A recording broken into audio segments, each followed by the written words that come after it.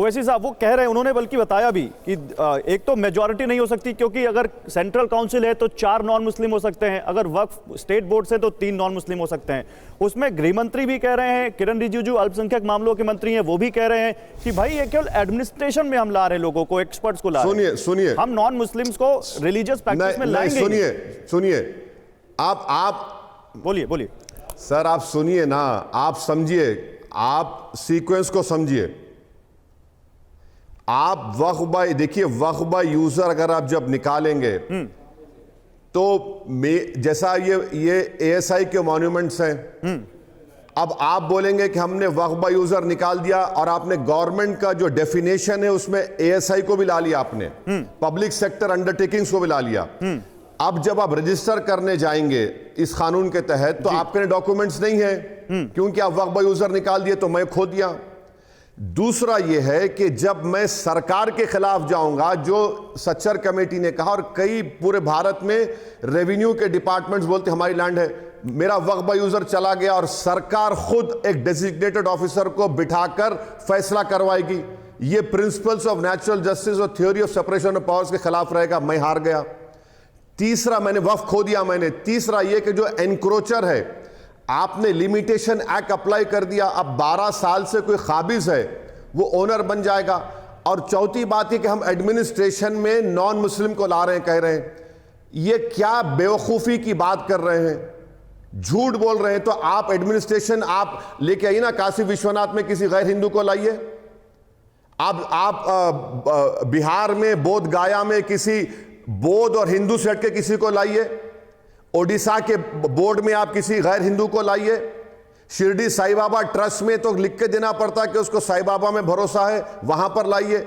और एडमिनिस्ट्रेशन में क्यों ला रहे हैं, मुझे मुकम्मल कर लीजिए, 1 मिनट दीजिए मुझे। बोलिए सर, बोलिए। एडमिनिस्ट्रेशन में इसलिए ला रहे हैं कि जब वक्फ बाय यूजर निकल जाएगा और वो गवर्नमेंट की प्रॉपर्टी घोषित हो जाएगी, तो एक तो वक्फ बोर्ड में आप मेजॉरिटी नॉन मुस्लिम रहेंगे और वक्फ बोर्ड में अब नॉमिनेशन होगा, तो जहां जहां बीजेपी की, भाजपा की सरकार है, वो वहां पर अपने लोगों को नॉमिनेट करेंगी, जो उनके इशारों पर आंख बंद करके बैठ जाएंगे, तो वो भी अपील नहीं करेंगे।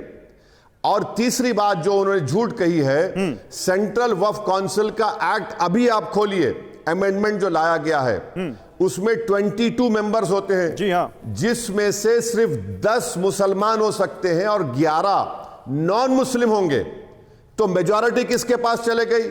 नॉन मुस्लिम्स के पास चले गई। लेकिन ये तो क्लियर किया वक्फ बोर्ड में 11 मेंबर हो सकते हैं, ये क्लियर किया, 4 मुसलमान होंगे और 7 नॉन मुस्लिम होंगे, इंक्लूडिंग। सुनिए, आपको समझाने के लिए नहीं कह रहा हूं, हमारे देश के लोग जो आपका ये चैनल देखते हैं वो जाने जी बिल्कुल कि कैसे गैर मुस्लिम को सेंट्रल वक्फ काउंसिल में, स्टेट वक्फ बोर्ड में लाकर ये, और वक्फ बोर्ड के कानून में एक प्रोविजन है कि अगर स्टेट वक्फ बोर्ड एक वक्फ प्रॉपर्टी को 5 साल के लिए डायरेक्ट मैनेजमेंट में ले सकता है, आप डायरेक्ट मैनेजमेंट में ले लेंगे, तो फिर बचेगा क्या मेरे पास? अगर मैं एज अ वक्फ प्रॉपर्टी के, अगर मैं अपने सरकार के खिलाफ वक्फ बाय यूजर इस्तेमाल नहीं करूंगा तो कब इस्तेमाल करूंगा? अच्छा, आखिरी बात, आप किसी हिंदू धर्म के एक बहुत बड़े लॉयर को बुलाकर बिठाकर पूछिए कि बीके मुखर्जी की किताब में, बीके मुखर्जी हिंदू धर्म के बहुत बड़े जूरिस्ट हैं, किसी भी कोर्ट में जाकर आप बीके मुखर्जी को कोर्ट करिए, अदालत मानता है। बीके मुखर्जी लिख रहे हैं कि हिंदू धर्म में बाय यूसेज, यानी जो वक्फ बाय यूजर निकाले वही प्रोविजन वो कह रहे हैं कि हिंदू धर्म में एक्सेप्टेबल है। बीके मुखर्जी बहुत बड़ा नाम है, और आप मुस्लिम धर्म में वक्फ बाय यूजर निकाल रहे हैं। क्यों निकाल रहे हैं? क्योंकि आपको दुश्मनी है मस्जिदों से, आपको दुश्मनी है दरगाहों से, खानखाओं से।